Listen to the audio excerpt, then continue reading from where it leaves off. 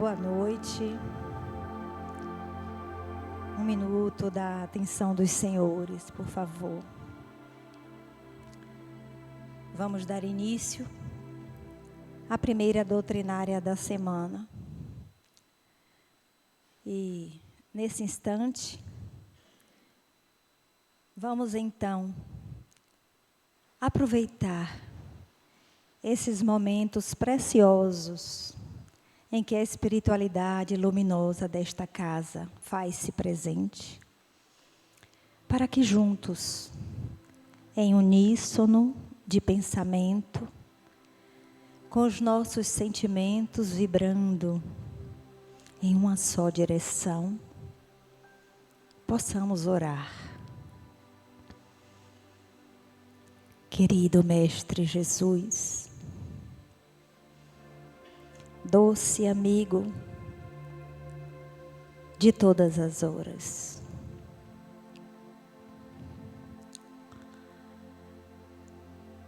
sentimos a tua amorável presença através dos mensageiros celestiais que conosco encontram-se nesse instante.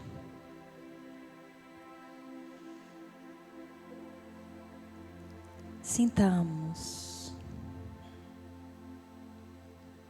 a energia de amor, de paz, de serenidade que envolve todo esse ambiente e que daqui perpassa as fronteiras da materialidade, chegando aos lares em desalinho, e que lá a paz possa predominar. O amor, o entendimento. Querido Jesus, que os nossos corações nesse instante possam emanar o pouco de amor que já conseguimos vibrar para as zonas de conflito do nosso planeta Terra, da nossa mãe,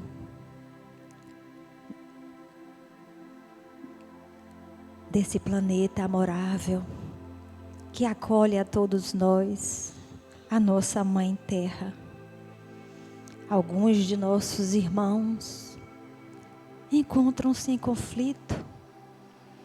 Emanemos energias róseas, douradas, azuis, para que a espiritualidade amiga possa recolher e despejar naqueles corações ainda turbulentos e em desalinho com a lei de amor.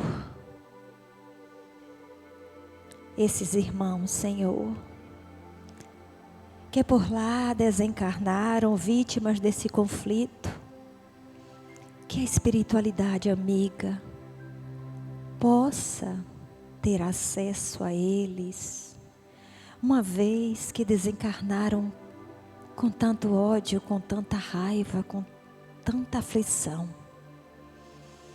que eles possam receber um banho de amor, e que a espiritualidade maior possa socorrê-los, levando para a nossa casa verdadeira. Que a paz possa reinar em nosso planeta, começando pelos nossos lares, começando em nós mesmos. Que possamos te sentir, Jesus, desde o momento que abrimos os olhos, glorificando, louvando, agradecendo pela oportunidade de um novo dia aqui na terra. oportunidade preciosa de podermos estar com os nossos entes amados, com aqueles, Jesus, que nós muitas vezes não vibramos na sintonia do amor, e que ao abrirmos os olhos a um novo dia, possamos rogar ao Pai que nos ensine a amar. Que toda essa energia de amor possa estar presente aqui nesse instante, Senhor Jesus, envolvendo o palestrante de hoje à noite, o nosso irmão Marcelo Martinho, que nos falará sobre o tema da mediunidade, dando continuidade também ao que foi falado na semana passada. Que possamos, através do pensamento e do amor, sermos os médiuns que Jesus deseja que sejamos. Aquele médium que acolhe, aquele médium que abraça, aquele médium que escuta, aquele médium que serena diante das turbulências, aquele médium que assimilou em si as mensagens do Evangelho de Jesus e que torna-se veículo da paz. Que o doce Rabi da Galileia possa estar em nossos corações, hoje e todo sempre, que assim seja.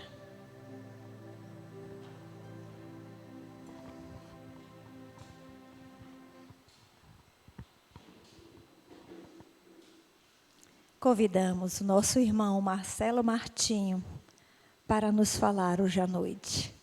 Seja bem-vindo, meu irmão, e os microfones da SEGEP são todos seus.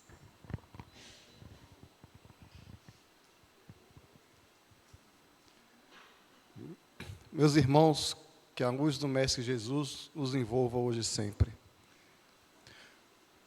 Quando Jesus estava pregando, ele curava os doentes, expulsava os demônios. E os apóstolos perguntaram a ele por que eles não estavam conseguindo fazer as curas que Jesus fazia. Se fosse eu, no lugar de Jesus, eu diria, porque eu sou um espírito puro e vocês têm que comer muito feijão. Mas não foi isso que Jesus falou. Jesus era mais sábio que eu. Jesus disse, vocês não conseguem porque não têm fé. Se tiverdes fé do tamanho de um grão de mostarda, dirás àquela montanha, mova-se, e ela vai se mover. Foi Pedro que fez essa pergunta a Jesus. Alguns anos depois, nós vemos no livro Atos dos Apóstolos, que Pedro estava entrando num templo, e tinha um mendigo na escadaria. E a sombra de Pedro curou o mendigo. Qual é a pergunta, a diferença? Essa é a pergunta. Qual é a diferença entre o Pedro que foi procurar Jesus, porque ele não estava conseguindo curar, e o Pedro que curava quase sem querer, só de passar no caminho de uma pessoa?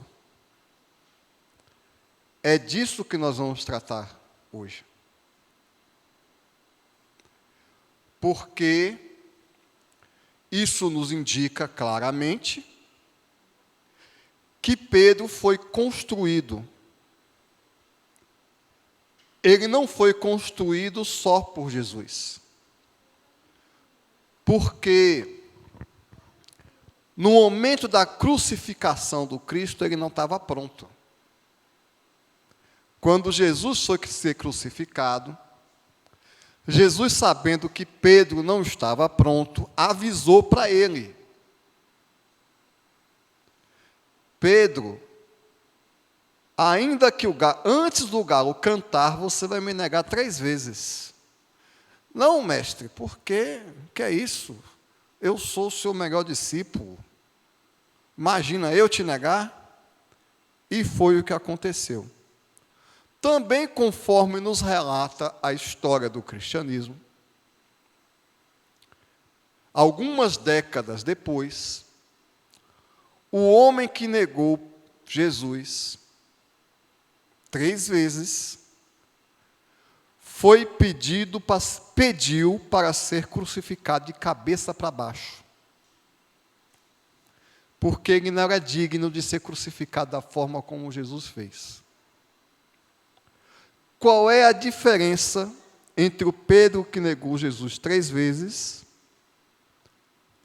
e o Pedro que pediu para ser crucificado de cabeça para baixo? A diferença são 3 palavras. Quando Emmanuel apareceu para Chico Xavier,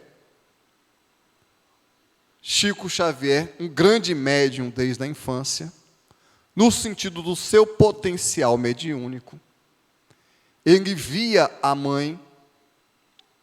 Chico Xavier era então tão médium quanto Pedro. Jesus escolheu os 12 apóstolos, entre outras coisas, porque sabiam que todos eram médiuns. Assim como Chico Xavier, porque a mediunidade faz parte do planejamento reencarnatório da pessoa. Allan Kardec, no livro dos médiuns, define a mediunidade como uma faculdade orgânica. Numa linguagem mais moderna, nós poderíamos dizer: a pessoa médium, ela nasce com um sistema nervoso alterado. O encaixe do perispírito com o sistema nervoso de uma pessoa médium é diferente. Ela está mais solta do corpo. Então, a pessoa nasce assim. Independente da religião e da moral. Tem gente que tem medo de vir para o centro espírita, porque vai ver um bocado de espírito. E ainda tem alguns que, quando eu digo que sou espírita, me perguntam se eu recebo. Aí eu digo: eu recebo conta de água, de luz, de telefone. Recebo, que é uma beleza. Não sabendo que a mediunidade não se produz no centro espírita. A pessoa nasce nessa condição. A mediunidade também não é um tipo de graça espiritual. Como algumas tradições religiosas, na ignorância que viceja no meio do povo, quando produz alguns fenômenos, né? Nós vemos em algumas religiões, em alguns templos, quando se produz fenômenos mediúnicos, os líderes querem dizer porque Deus está com eles. Quando ele sabe o que você fez na semana passada, quando ele profetiza o que você vai fazer no futuro. Quando uma pessoa entra em transe, quando uma pessoa deita no chão. Então, as pessoas ficam impressionadas com aquilo. Quando alguém vai num ritual de magia e bebe 1 litro de cachaça sem ficar bêbado. Inclusive, vou fazer um parênteses, abrir aqui uma possibilidade mediúnica que poucos conhecem.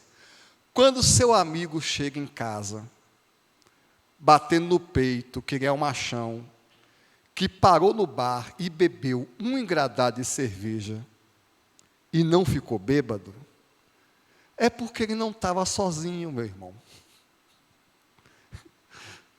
Né? Então, mediunidade tem no bar. No bar tem um bocado de médium. Os bêbados saem tudo. Vocês já viram um bêbado no meio da rua brigando? Eles estão brigando com o espírito. Mediunidade tem no carnaval.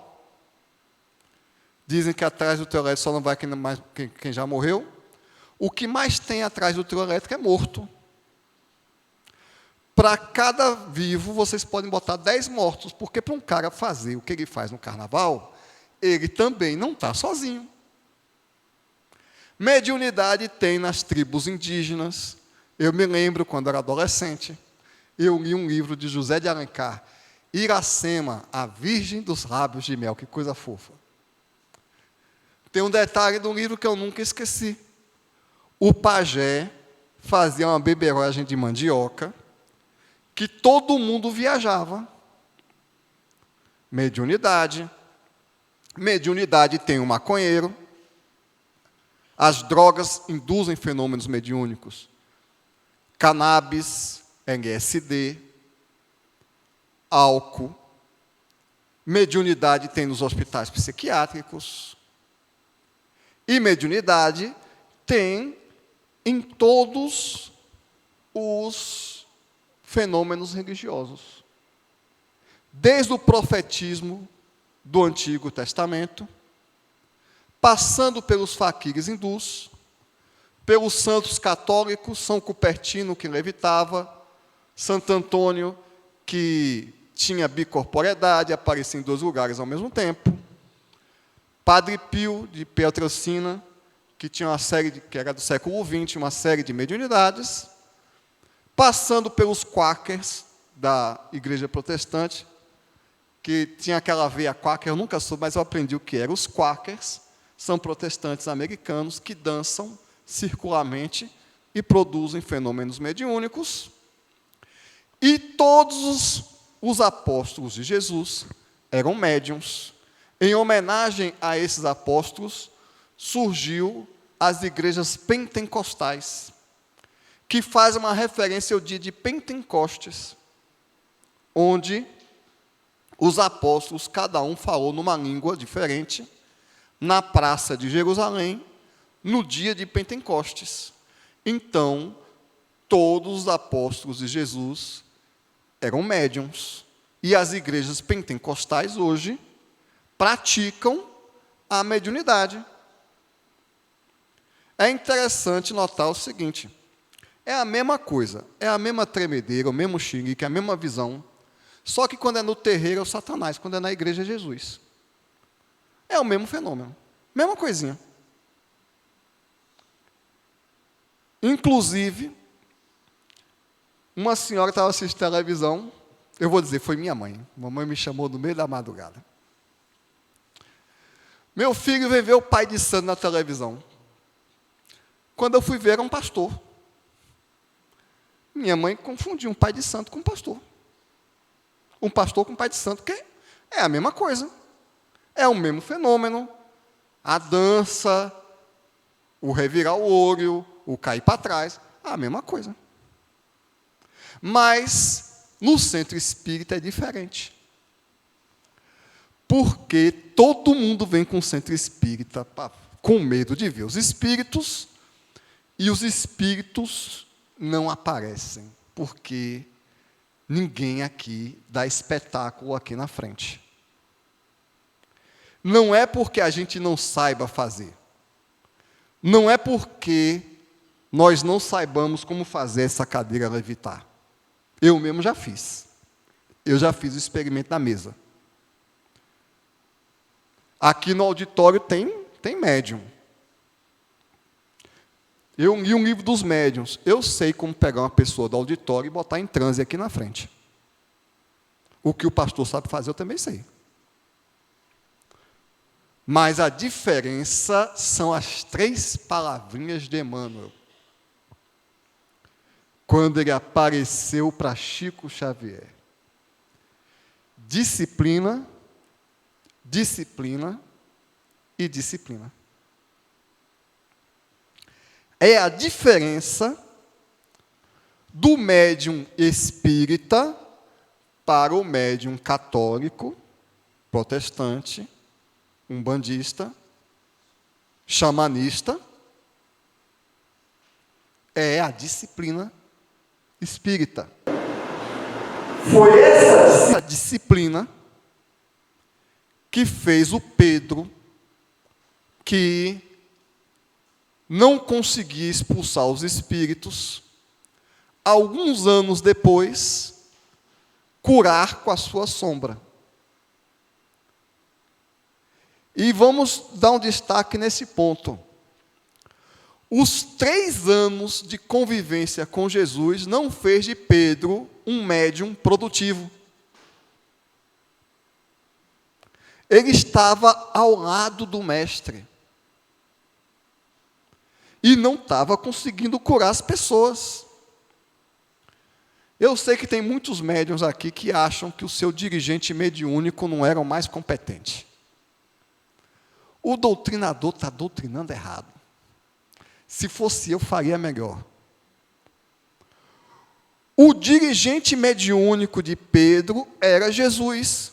Dá para vocês?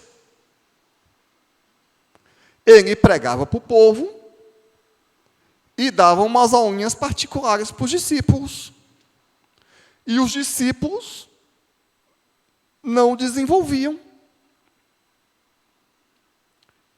Então, 3 anos de convivência com Jesus não desenvolveu a mediunidade de Pedro. O que desenvolveu a mediunidade foram anos de disciplina. A diferença entre o Pedro que não curava e o Pedro que negou Jesus 3 vezes, e o Pedro que curava com a sombra e pediu para ser crucificado de baixo para baixo, de cabeça para baixo, foi um regime disciplinar. A diferença entre mediunismo e espiritismo é o método. Mediunismo todo mundo tem. Até no bar tem mediunismo. Tem gente que se tomar uma pinga vê coisa que, como diz o povo, até Deus duvida. Mediunismo tem em todo lugar. Quem não tem história de alguém na família que baixou o santo depois de tomar uma? Mediunismo. Mediunismo tem em todo lugar. A diferença entre mediunismo e espiritismo é o método. O regime disciplinar do médium espírita, que não é mais do que a reprodução do regime disciplinar do cristianismo primitivo. Para que o médium possa exercer sua função e transitar diante da mediunidade de forma segura.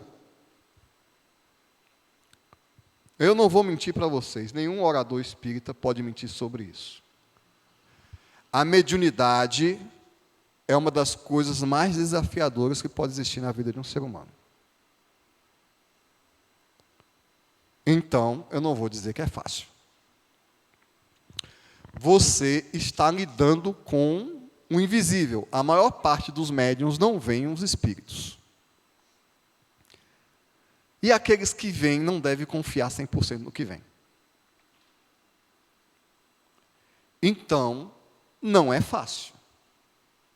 Mediunismo é fácil. Sair se arrepiando por aí e baixando, isso é tranquilo. Como eram médiuns os apóstolos de Jesus. Mediunidade, espiritismo, cristianismo é diferente. Nós voltamos a dizer, O potencial mediúnico que você tem, você nasceu com ele, por planejamento reencarnatório. Por que eu reencarnei médium?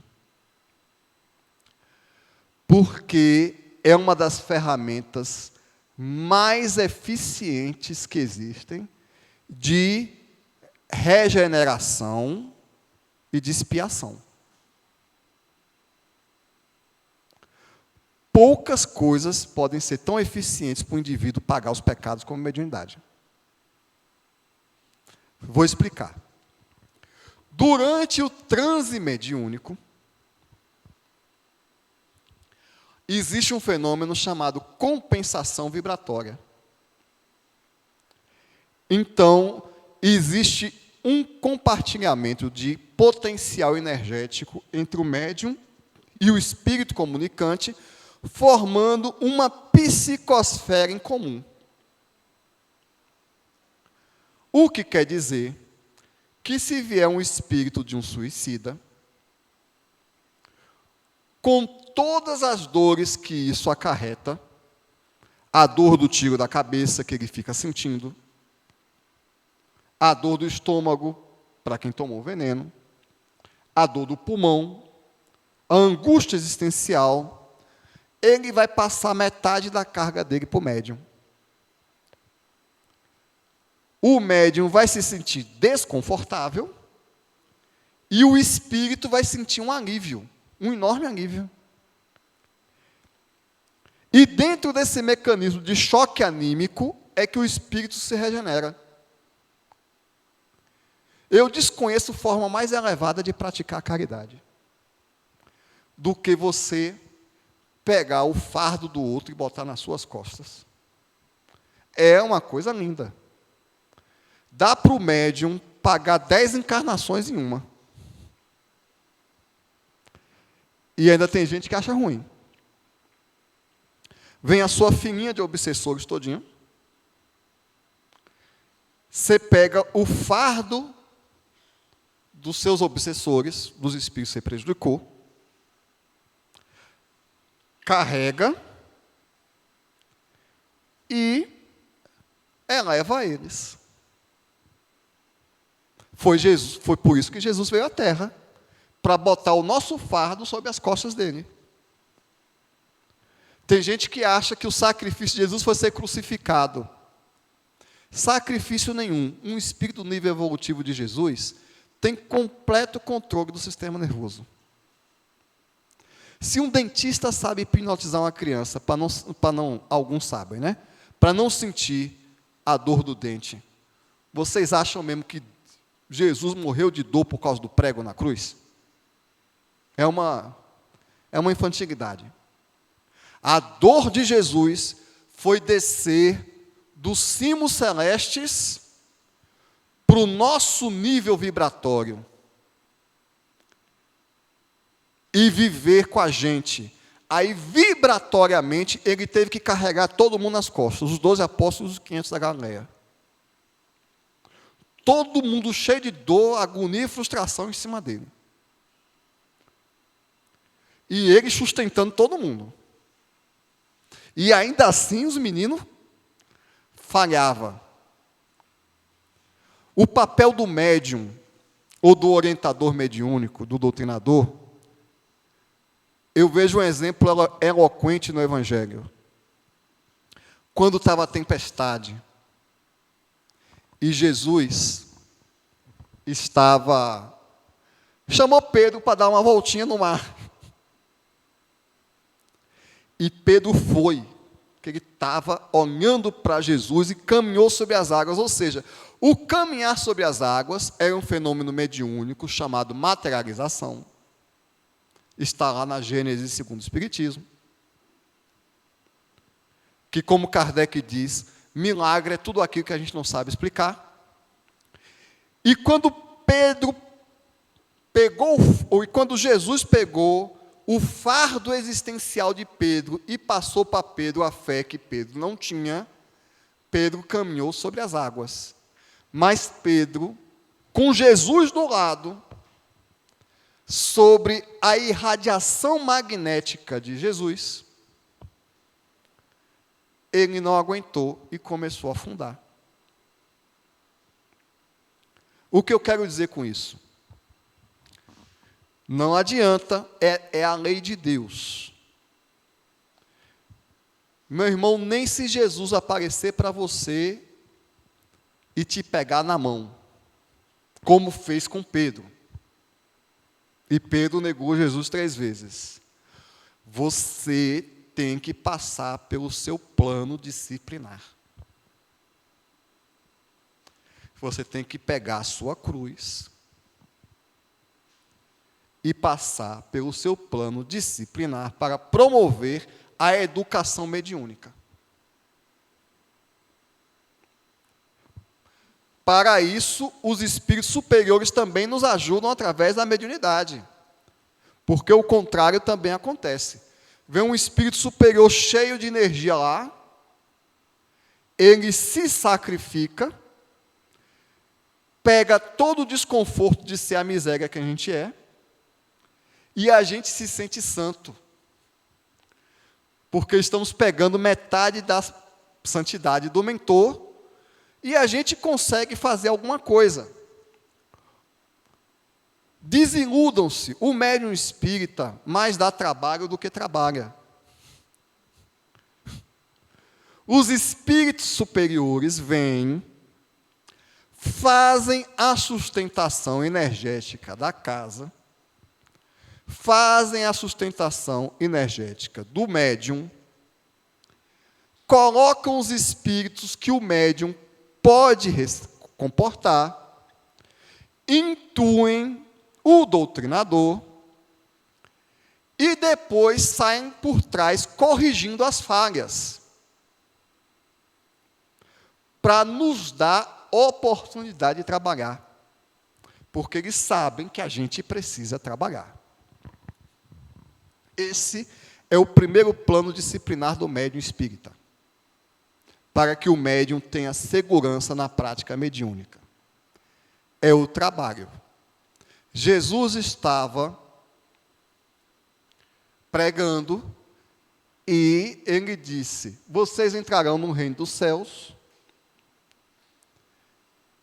e eu vou recebê-los porque eu tive sede e vocês me deste um bebê.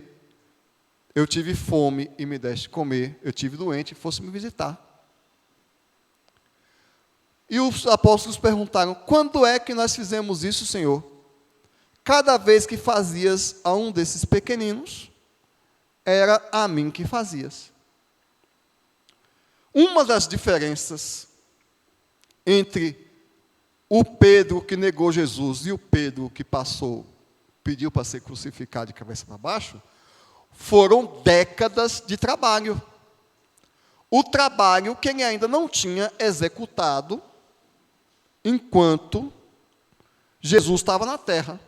Enquanto Jesus estava na terra, quem estava fazendo o trabalho todo era Jesus. Enquanto Jesus estava fazendo o trabalho, Pedro não se desenvolveu mediunicamente. Ele estava só fazendo companhia a Jesus. Não conseguia curar ninguém, nem expulsar espírito nenhum. Porque ele não tinha fé. Mas a fé não é uma graça divina que aparece na hora. A fé é uma conquista do espírito. Então, primeiro plano disciplinar do médium espírita, que é o médium cristão, a prática da caridade. Você quer ser médium uma vez por semana e aparecer no centro espírita para os espíritos virem? Não funciona, meu irmão. Não funciona, não é assim que funciona. O médium, primeiro, ele tem que tratar do campo vibratório dele, do corpo espiritual dele. Cientificamente falando, uma linguagem que Jesus não podia dizer, porque ele disse que ele revelou algumas coisas, mas outras não poderiam revelar.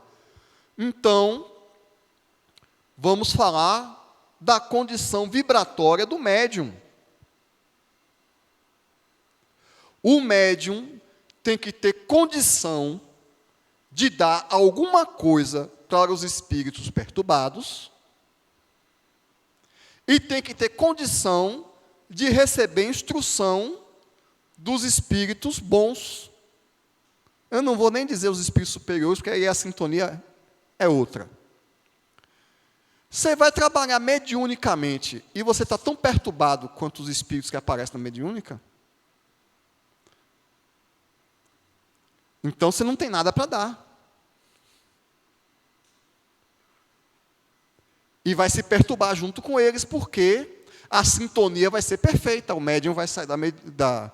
Eu vejo algumas pessoas relatando, em alguns centros espíritas, que não procedem um plano disciplinar correto. Eu vejo relatos de pessoas dizerem que quando sai do centro, chega em casa se sentindo mal. Mas é claro, meu irmão, você não tem disciplina, o centro não tem disciplina. Você não tem condição vibratória, você não tem condição energética. Vai se comunicar com os espíritos, eles só vão reforçar o seu problema. Médium problemático com espírito problemático, igual médium obsediado dentro de casa. Então, se o médium não tem condição vibratória,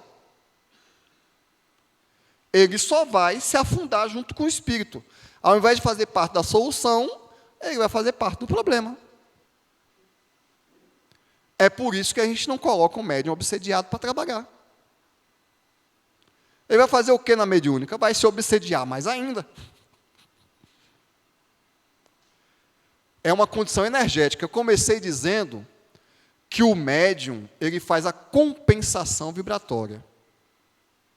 Então, para ele trabalhar, ele tem que oferecer algo de bom para o espírito comunicante. Se ele for mais miserável que o espírito comunicante, complica. Né? Então, como é que se adquire uma harmonia no campo espiritual, uma compensação vibratória, oração e trabalho? Então, não acredite em mim, estudem as vidas dos médiuns. Quem são os 2 maiores médiuns do movimento espírita brasileiro, mais conhecidos? Eu poderia colocar 3, que não é tão conhecida, que eu poderia incluir Ivone Pereira. Divaldo Franco e Chico Xavier. Entre as várias coisas comuns entre Divaldo Franco e Chico Xavier, tem uma longa ficha corrida de trabalho. Tem gente que, vocês podem, Divaldo não é perfeito, vocês podem criticar o que for, mas eu ouvi de um funcionário da Mansão do Caminho, que Divaldo Franco tinha 300 filhos de papel passado. Na certidão de nascimento, o pai é ele e alguns a mãe é Joana de Ângeles. Ah, mas que coisa linda, porque eu quero ser um grande médium, recuperar os espíritos obsessores, curar as pessoas, escrever um livro por ano como Divaldo faz.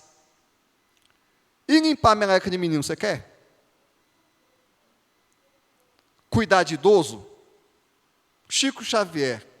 Chico Xavier tem um livro chamado A Sombra do Abacateiro. Todo sábado, Chico Xavier estava lá, com os pobres, dando o dinheiro. A mediunidade, o exercício da mediunidade cristã, é o resultado, é o suprassumo de uma vida. Então, aquela hora que você está na mediúnica, é o produto da sua vida. A vida do médium é uma preparação para aquele momento. Então, o médium espírita de juízo é, antes de tudo, um trabalhador espírita.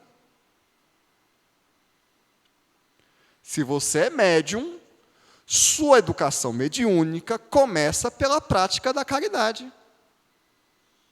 Antes de querer ir na mediúnica fazer e acontecer, seja um trabalhador da casa espírita. Porque é o trabalho que vai purificar o seu perispírito e vai lhe dar domínio sobre o fenômeno. Porque sem condição energética, o médium não tem domínio sobre o fenômeno. O primeiro plano disciplinar do médium espírita, que é o plano disciplinar que Pedro adotou, cuidando dos leprosos e dos doentes de Jerusalém. Aí ele foi desenvolvendo o domínio mediúnico. O segundo plano disciplinar que nós podemos colocar de um médium espírita é o estudo. Todo espírita, vamos colocar claramente aqui, existe uma diferença de espiritismo para as outras religiões. É por isso que o espiritismo não é meramente uma nova religião. Toda religião tem um sacerdote especialista. Então o cara estuda 4 anos e vai ser pastor. Ou vai ser padre. Ou vai ser o pai de santo. Deixa eu decepcionar vocês. No espiritismo não tem sacerdote. Ninguém vai te guiar. Quando desencarnar, não chegue lá dizendo que fez errado porque o dirigente mediúnico mandou não, viu? Espiritismo não funciona assim. Todo espírita, 100% dos espíritas, tem o dever de entender de espiritismo. Não existe o leigo e o profissional em espiritismo. Não existia também entre os apóstolos. Não tinha sacerdotes naquela época. Então, é do modelo disciplinar espírita.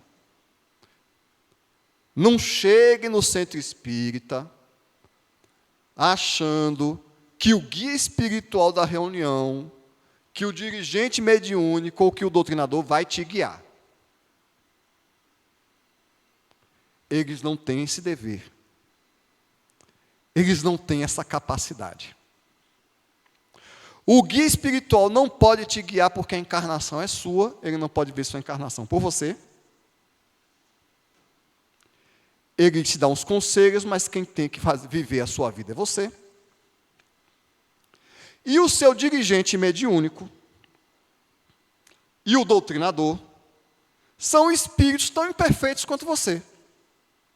São cegos guiando cegos. Porque diante do fenômeno mediúnico, nós somos cegos. Então, o médium espírita, ele tem que saber o que ele está fazendo. É um dos preceitos disciplinares do espiritismo. Espírita tem que entender de espiritismo. Simples assim. Comece pelos 5 livros básicos de Kardec e leia-os todos. Recomendo a coleção André Luiz, Hermínio Miranda, a psicografia de Manuel Filomeno de Miranda. Meu irmãozinho, deixa eu dar a notícia logo. Vocês vão passar o resto da encarnação estudando. Né? É a realidade do médium espírita. É a realidade do espírita. O espiritismo é a ciência do infinito. A gente estuda, estuda, estuda e não entende. Eu lembro, depois de 20 anos estudando Espiritismo, durante uma reunião mediúnica, eu e um amigo meu, médium, um doutrinador, nós doutrinamos 3 espíritos através de um médium. Depois de 6 meses, o espírito, finalmente dando risada da gente, revelou. Era um espírito só, que era um ator, na encarnação passada, e estava se passando por 3. Eu, como estudioso espírita, estou pronto para ser enganado. Eu sei que eles vão me tapear. Eu só estou com o meu desconfiômetro ligado o tempo todo, para não ser enganado de forma muito grosseira. E para acertar de vez em quando, né? Então, eu vejo muitos fenômenos que eu não tenho como comprovar, mas quando tem alguns que têm uma comprovação que não tem, pode correr. Vou trabalhando. É a ciência do invisível, com estudo e humildade, sujeito a cometer erros.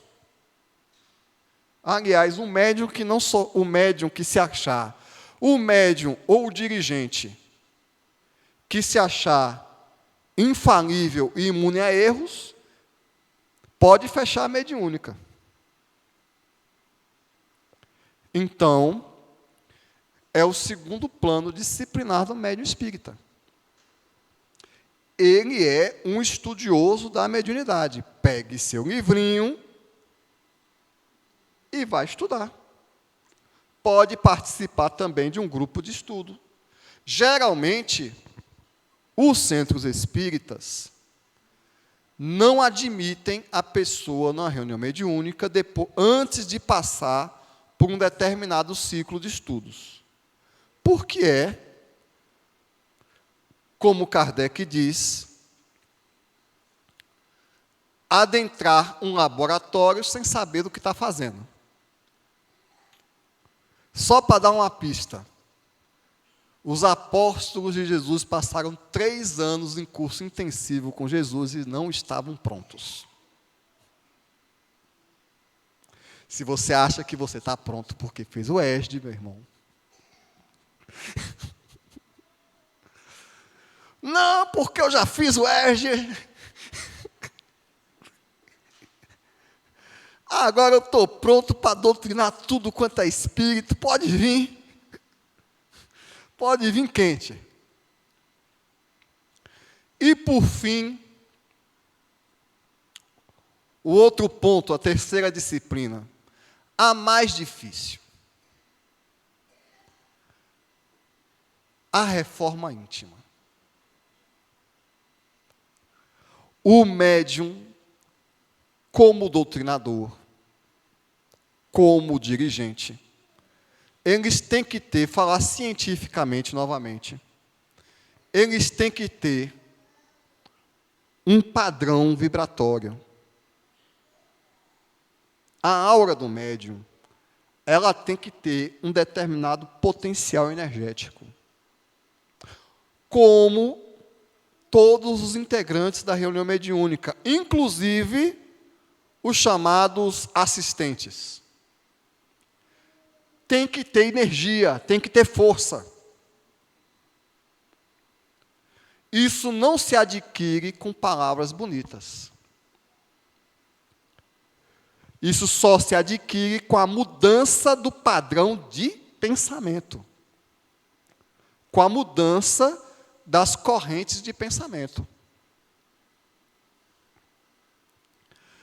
Então, você está estudando a mediunidade, já fez ESD 1 e 2, e fez o curso introdutório da Federação, já tem a codificação, sabe Kardec decorado, as 900 perguntas na ponta da língua. Você está no centro espírita, na creche, na cesta básica, na evangelização, mas está com raiva da sogra. Ou pior ainda, não me diga, meu irmão, que você foi aquele que botou veneno para o cachorro do vizinho morrer. Nós temos uma história sobre o cachorro do vizinho. Chico Xavier, espírita exemplar. Na sombra do abacateiro, dando as notas de R$2, e o povo fazia fila.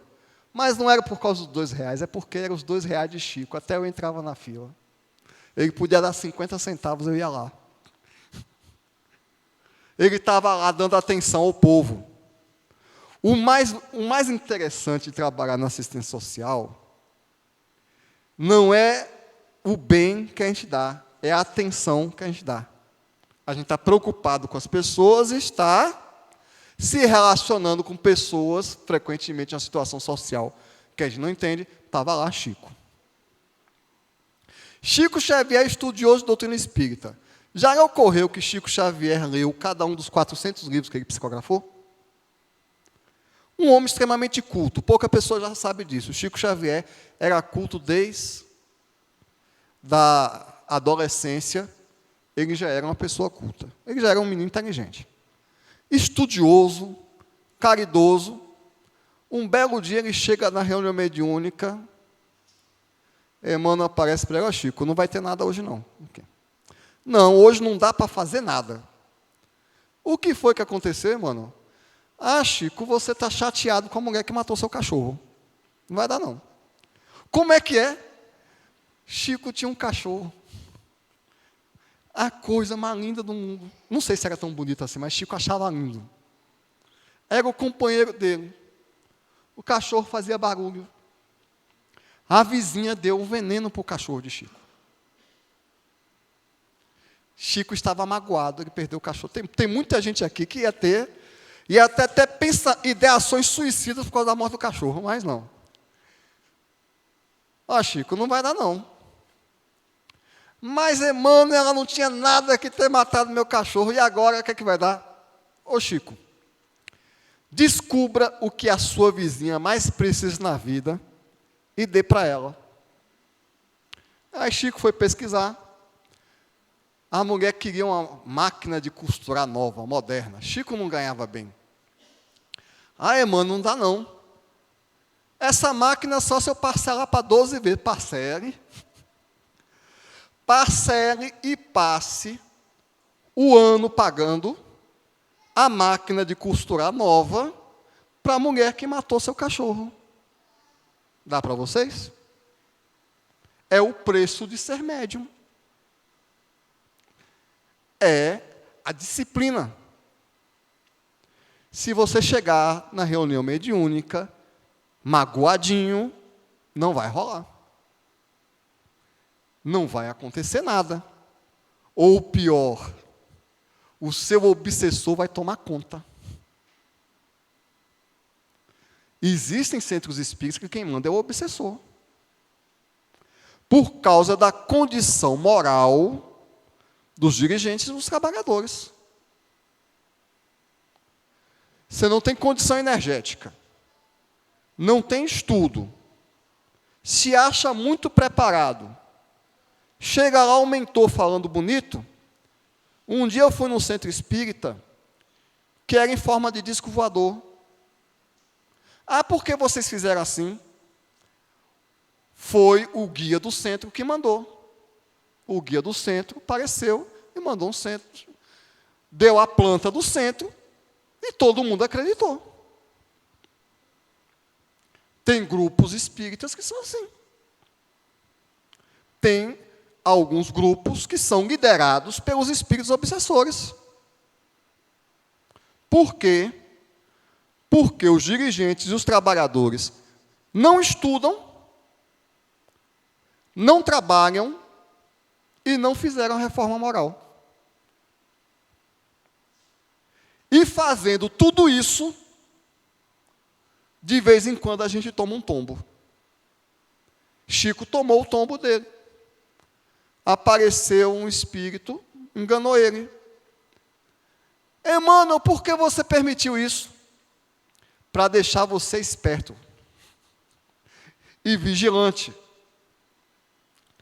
Essa é a parte mais desafiadora da mediunidade com Jesus. O que foi que fez Pedro, que era médium de cura, efetivamente passar a curar as pessoas? Com anos de trabalho, o coração dele mudou. O sentimento mudou. Eu vou citar um outro palestrante, vou citar Haroldo Dutra. Ele disse uma coisa que eu nunca esqueci. Guerras e conflitos não acontecem por questões filosóficas. Acontecem por causa de sentimentos. É no plano do sentimento que está o desafio do ser humano. Então, em última instância, o médium espírita, ele vai ter um desafio no campo do estudo, ele vai ter um desafio no campo do trabalho do bem, mas o desafio maior dele estará no campo do sentimento. Porque, para o doutrinador, esse é um desafio. Eu trabalho como doutrinador. Como ele já desencarnou, posso fazer a homenagem. Tinha um médium de cura em Feira de Santana que realizou muita coisa. Vocês conhecem, alguns aqui conhecem. Tio Vila. Excelente médium, uma obra maravilhosa. Eu nunca vou esquecer o dia que eu cheguei para Tio Vila e disse: ô Tio Vila, o que é que eu tenho que fazer para sair dando passe por aí, que nem você faz? Ele disse: você tem que amar as pessoas. Como é que faz para amar? O doutrinador, ele tem que amar os espíritos. O médium tem que amar os espíritos.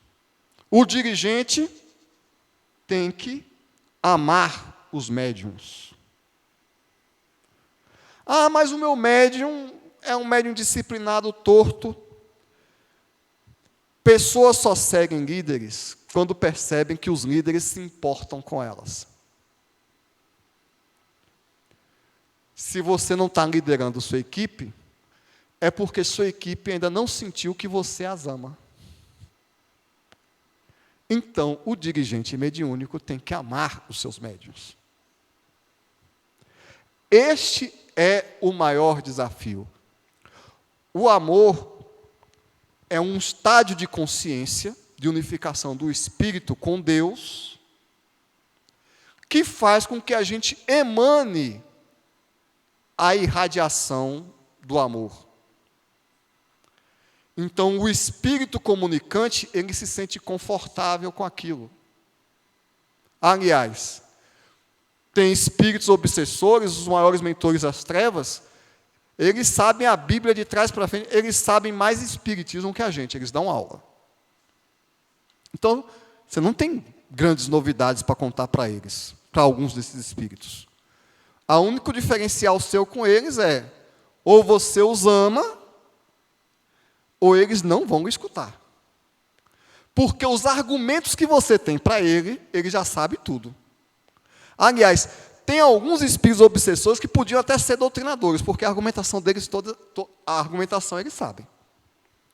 Então, é uma questão de coração. É a parte mais difícil de ser cristão. É a parte mais difícil de ser espírita. Vai exigir, então, o sacrifício pessoal.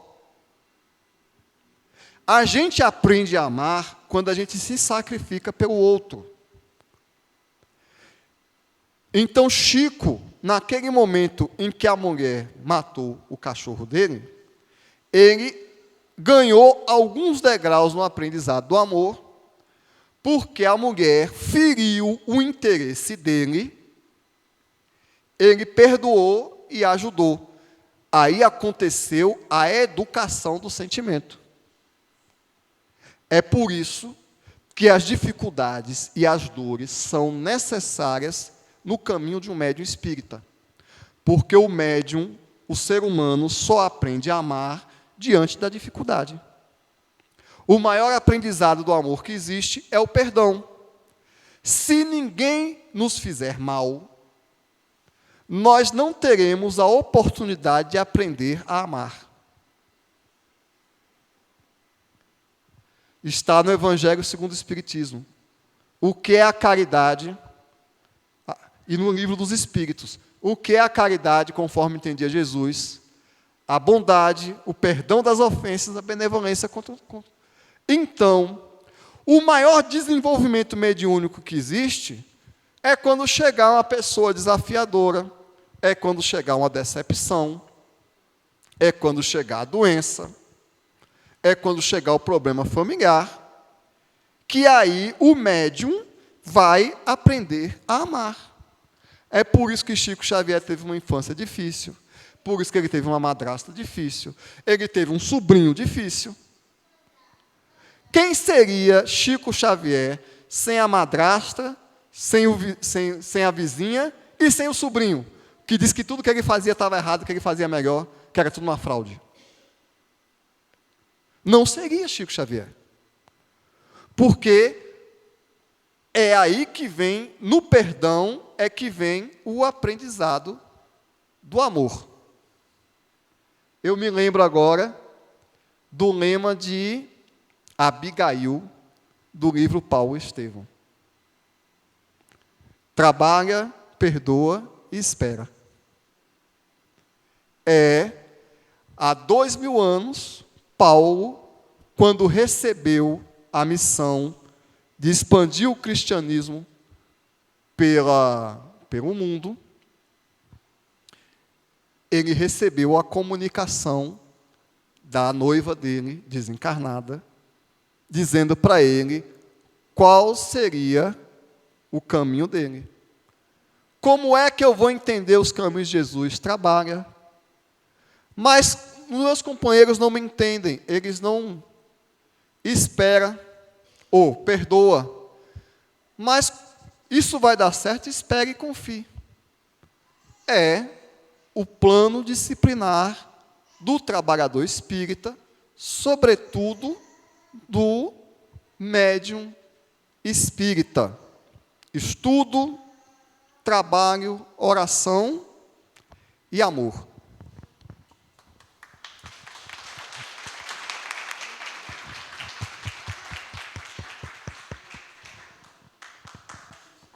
Que maravilha. Muito obrigada, meu irmão. Foi uma noite assim, está sendo uma noite de muita reflexão. Todos nós que nos propomos, não é, a caminhar nessa senda luminosa que é o Evangelho e que, vez por outra, despontam em nós a mediunidade, que é essa oportunidade preciosa de trabalho, serviço e crescimento no bem. Então, dessa forma, deveremos entender que os caminhos não são tão fáceis assim, não é, Marcelo? Mas que bom que Jesus trouxe para nós o Consolador prometido, que norteia esse caminho, que nos dá segurança, que nos aponta a direção, para que a gente possa, então, acertar. Essa é a proposta. Convidamos a todos os irmãos também para serenarem, para se prepararem para a prece de encerramento, para os passes. Vamos serenar as nossas mentes e absorver, não é, essas energias salutares que a espiritualidade amiga tem a nos oferecer neste momento. E, desta forma, também convidamos o palestrante de hoje à noite, o nosso irmão Marcelo Martinho, para proferir, então, essa prece de encerramento, enquanto os nossos irmãos passistas ministram o passe. E, ao findar o passe, não esqueçamos que temos água fluidificada para todos. Muito obrigada, uma boa noite.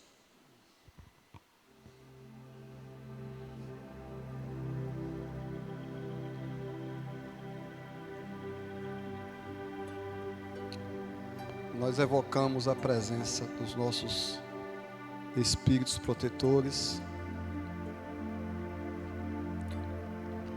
pedindo auxílio energético, para que cada um aqui consiga fazer a conexão com o seu anjo da guarda, o seu espírito protetor, e receber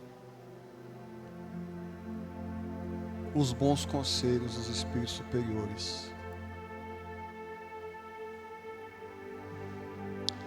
Nós agradecemos a Jesus pelo seu esforço excelso de vir à Terra pessoalmente para nos guiar para a luz. Agradecemos a todos os espíritos que se sacrificaram pela humanidade no transcorrer dos milênios. Agradecemos a paciência dos espíritos superiores que nos trouxeram a instrução através da doutrina espírita. Agradecemos o esforço abnegado dos espíritos mentores da casa, que carregam o trabalho dos seus tutelados.